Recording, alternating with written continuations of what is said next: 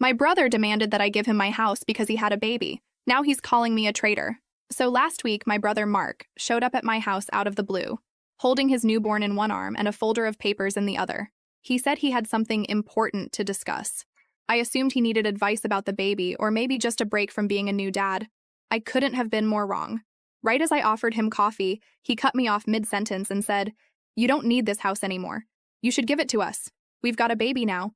At first, I actually laughed.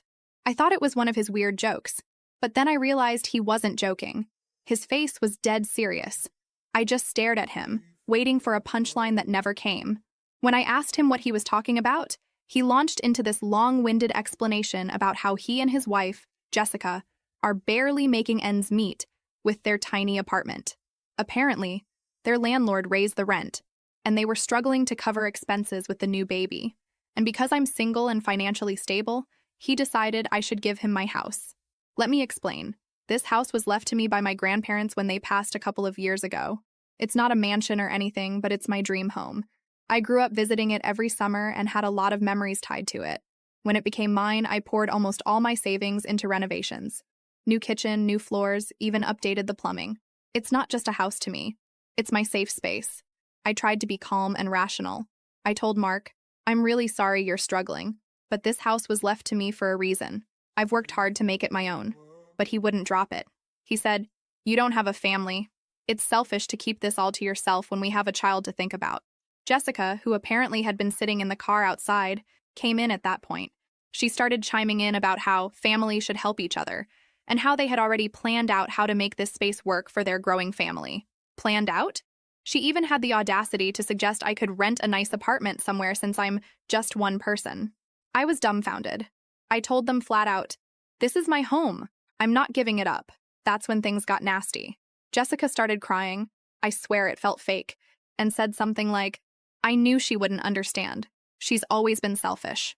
Mark got more aggressive and accused me of hoarding resources. He actually said, "It's not fair that you have all this while we're struggling to get by." At this point, I was so angry I could barely keep my voice steady. I asked them to leave, but Mark dropped his folder of papers on my coffee table and said, "Think about it. It's what's best for the family." When they finally left, I sat there staring at the folder.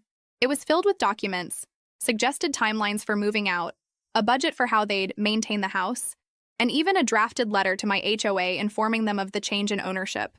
I couldn't believe the level of entitlement. They had planned this like it was a done deal. The next day, it got worse. My parents called me, and guess what? They're on Mark's side. My mom said, "You don't need such a big place, sweetheart. Mark has a baby now, and it's only fair to prioritize the family." My dad said something like, "You're single? You have flexibility?" They don't. I tried to explain my side, but it was like talking to a brick wall.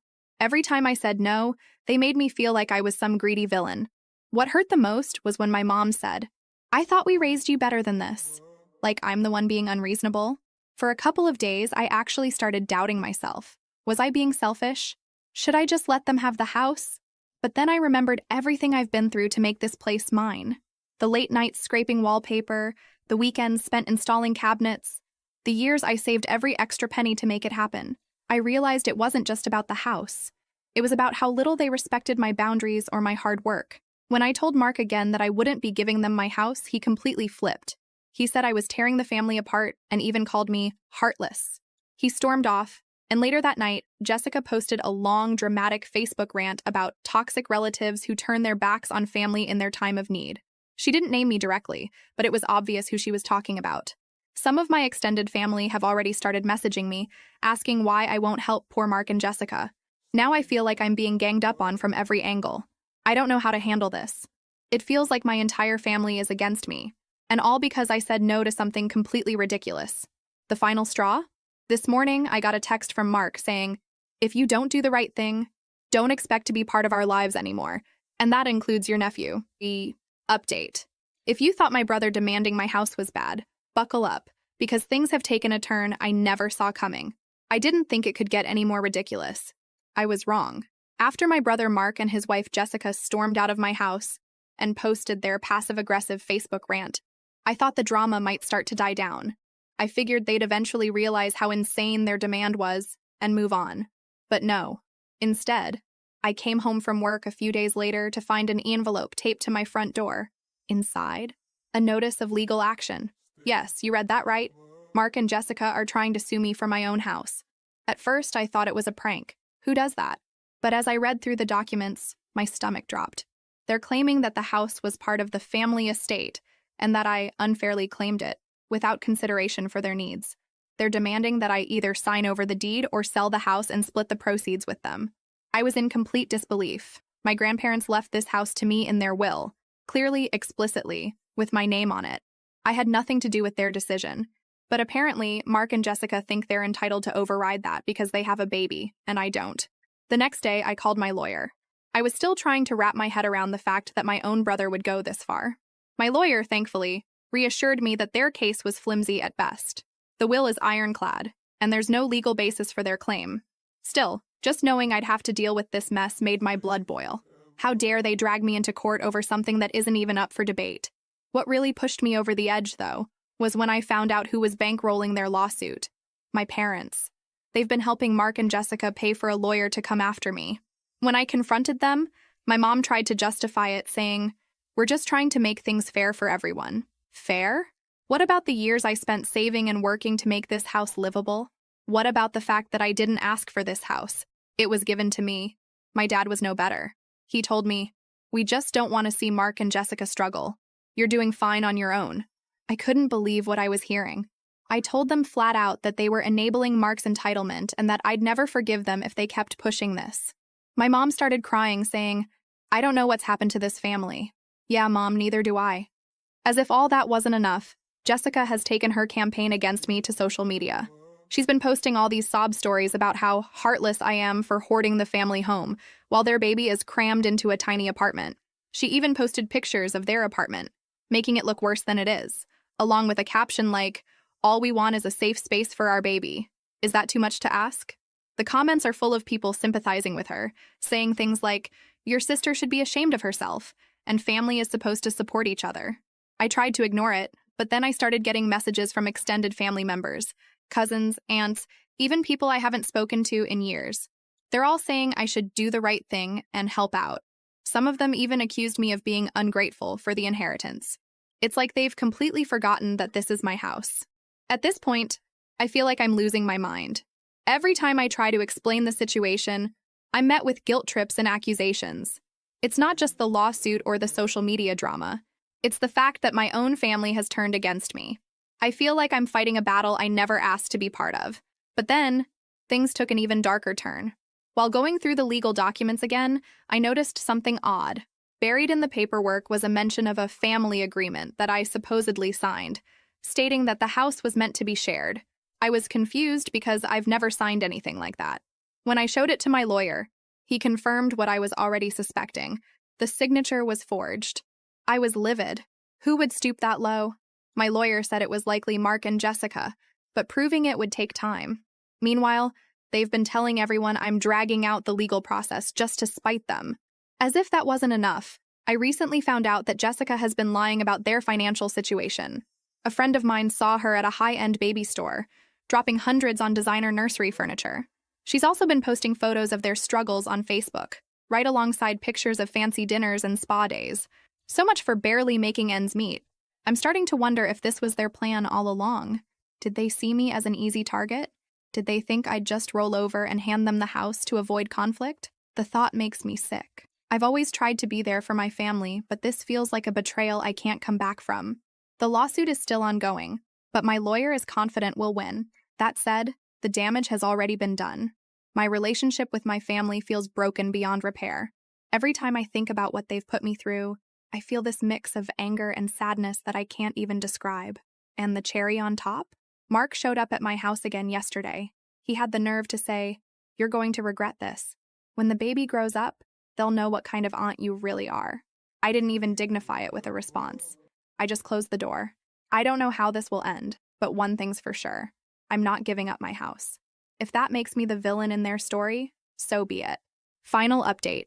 This isn't just about the house anymore. This is about a family secret that's completely shattered everything I thought I knew about my life. To recap, my brother Mark and his wife Jessica are suing me for my house. the one my grandparents left to me in their will. My parents are siding with them and even funding their legal fees. Things have been tense, to say the least, but I was confident that the case would fall apart since the house is legally mine. What I didn't expect was for this fight to unearth a secret that would change everything. It started a few weeks ago. My lawyer had requested some family documents to further disprove Mark and Jessica's claim that the house was part of a family inheritance meant to be shared. I didn't think much of it. I figured it was just standard procedure. But when the documents arrived, I noticed something strange. There was a file I'd never seen before, labeled with my grandparents' names and dated decades before I was born. Curiosity got the better of me, and I opened it. Inside were letters, legal agreements, and a handwritten note from my grandmother. What I read made my stomach drop. It turns out Mark isn't my full brother. He's my half-brother. Apparently, before my parents got married, my mom had an affair with another man, Mark's biological father. My grandparents knew about it and were furious, but they agreed to keep the secret for the sake of family unity. The letters revealed that Mark's biological father had left a significant sum of money to my mom when Mark was born, with the understanding that it would be used for Mark's benefit. My grandparents used part of that money to buy the house that eventually became mine. I sat there in shock, rereading the letters over and over. It felt like the ground beneath me had shifted. My entire life I believed we were a normal family, well, as normal as families get. But this was a betrayal on so many levels. My mom had kept this secret for decades, and now it was coming to light in the ugliest way possible. At first, I didn't know what to do with the information. Should I confront my mom? Tell Mark? I decided to sit on it for a few days while I processed everything. But of course, secrets like this have a way of exploding on their own. Last week, during another heated argument with Mark, he blurted out, "You don't even know the whole story. You're not the only one Grandma and Grandpa screwed over." I froze. I asked him what he meant, and that's when he dropped the bomb. He knew he wasn't my full brother. He's known for years. Apparently, our mom told him the truth when he was a teenager. But instead of feeling betrayed by her, he felt like he was owed something more. Like the money his biological father left was rightfully his. That's why he feels entitled to the house. In his mind, the house was bought with his inheritance, so it should go to him. I was speechless. I asked him why he didn't just say something earlier if he felt that way, and he said, "Because I knew you'd never give it up willingly." He admitted that the lawsuit, the forged documents, even the social media campaign were all part of a plan to pressure me into handing over the house. I couldn't believe what I was hearing.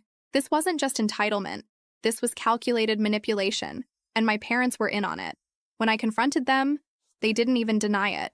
My mom said, "We just wanted to make things right for Mark." I asked her why she thought it was okay to lie to me, to let me believe this house was truly mine, only to turn around and help Mark try to take it. Her response? "We thought you'd understand. You have your whole life ahead of you. Mark needs this more." That was the moment I realized I couldn't trust them anymore. They didn't see me as their daughter. They saw me as an obstacle to Mark's happiness. I told them I wanted nothing to do with any of them until this mess was resolved. Since then, I've been going through a whirlwind of emotions: anger, betrayal, sadness. I've felt it all. But I've also started to feel a strange sense of relief. At least now I know the truth. I know why my family has treated me like an outsider. Why they've always bent over backward for Mark while expecting me to fend for myself. It doesn't make it hurt any less, but it gives me clarity. As for the lawsuit, my lawyer is preparing to counter their claims with everything we've uncovered. The forged documents alone are enough to sink their case, and I'm considering pressing charges for fraud. Mark and Jessica are doubling down, though. They've been telling everyone I stole Mark's birthright. Some of our extended family has turned against me, but others have started to see through their lies. The house is still mine, and I'm not letting it go. But the cost of keeping it has been higher than I ever imagined. My relationship with my parents and Mark is completely destroyed. I don't know if I'll ever be able to forgive them for what they've done. But one thing's for sure. I'm done being the family scapegoat.